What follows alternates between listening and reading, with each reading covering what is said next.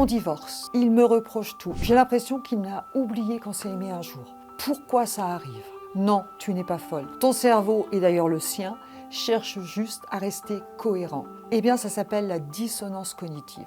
Dans cette vidéo, je t'explique en clair comment ça fonctionne et aussi comment te protéger. Et là, bien entendu, je parle du divorce, mais on retrouve ce processus dans de nombreux conflits. Alors, si tu veux avoir des pistes pour t'aider dans une séparation difficile ou dans un conflit, si tu vis ça, respire. C'est pas forcément de la mauvaise foi de la personne, souvent c'est plutôt un mécanisme normal du cerveau, c'est cette fameuse dissonance cognitive. Quand deux choses importantes ne collent pas, d'un côté on s'est aimé, de l'autre côté on se sépare, c'est pas logique. Ça crée une espèce d'inconfort et pour baisser l'inconfort, ton cerveau veut te simplifier la vie, il te veut du bien. Entrons dans un concept clé de Léon Festinger, cette fameuse dissonance cognitive. Alors, qu'est-ce que c'est? Version anti-jargon. La dissonance cognitive, c'est l'inconfort antérieur quand deux choses importantes ne sont pas cohérentes avec tes valeurs, avec ce que tu penses. C'est pas logique. Le cerveau veut réduire cette tension.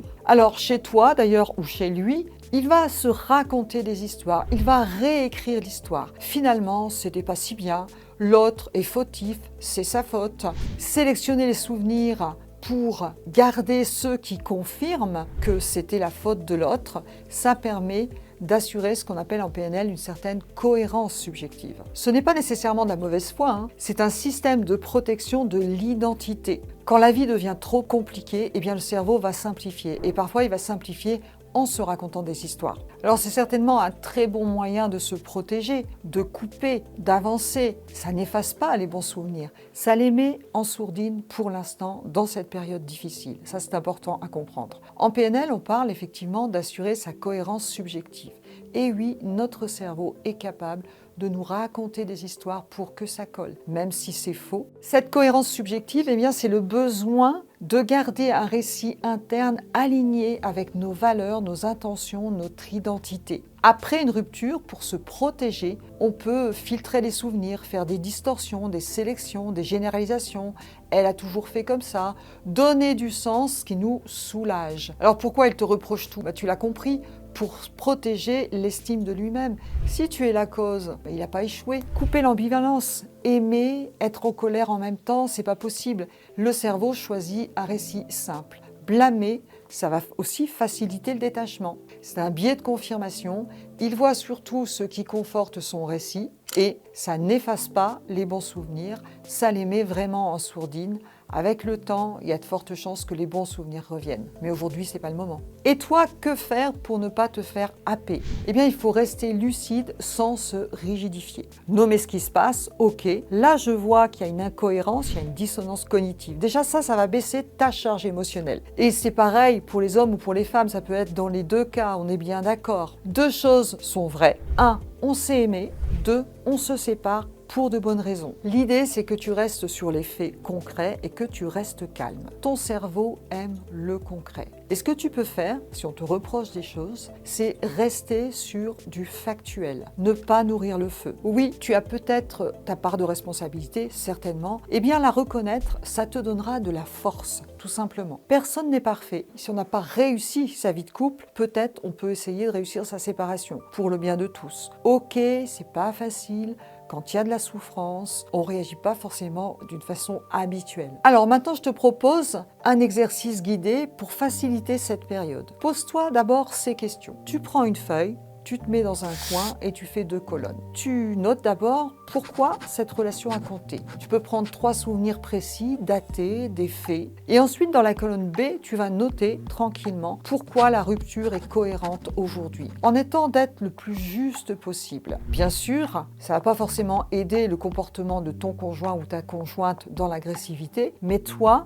tu peux rester cohérent avec toi-même. Ça te permet de faire la part des choses. Le but, c'est de tolérer l'ambivalence.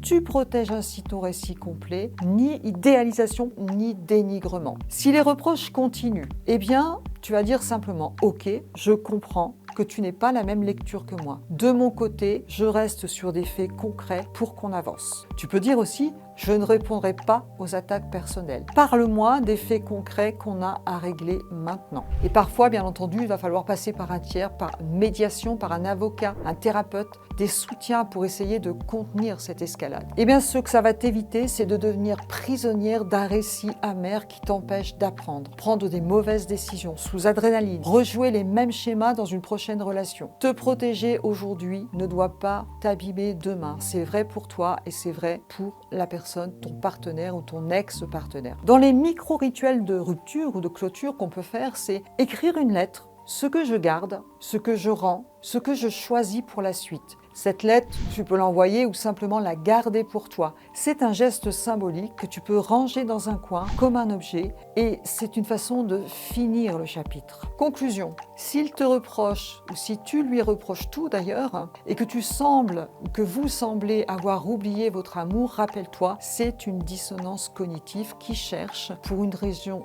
très simple à te protéger. Eh bien, honore ce qui a été, termine ce qui est à terminer. C'est valable pour toi, c'est valable pour lui ou pour elle et ça va vraiment t'aider. Alors dans toute séparation, il faut savoir que ce soit une séparation au niveau professionnel ou personnel, on passe par certaines étapes. Et là, l'étape que je viens de vous présenter, c'est l'étape de la colère. En général, dans ces étapes, il y a d'abord le déni, on n'y croit pas. Ensuite, il y a la colère, c'est insupportable. Ensuite, il y a la tristesse, il y a le marchandage entre les deux. Et puis, on finit par accepter et on évolue. Et puis parfois, ces étapes, on peut venir en arrière, revenir en avant, repartir, et il faut du temps pour digérer tout ça. L'idée, c'est que chaque étape, on sache rebondir dessus pour ne pas nourrir les conflits, pour ne pas arriver à des choses qui seraient finalement insupportables. Je suis Tania Lafort, thérapeute en TCC, formatrice en hypnose en PNL, et ces vidéos ont pour but d'améliorer le mieux-être de chacun.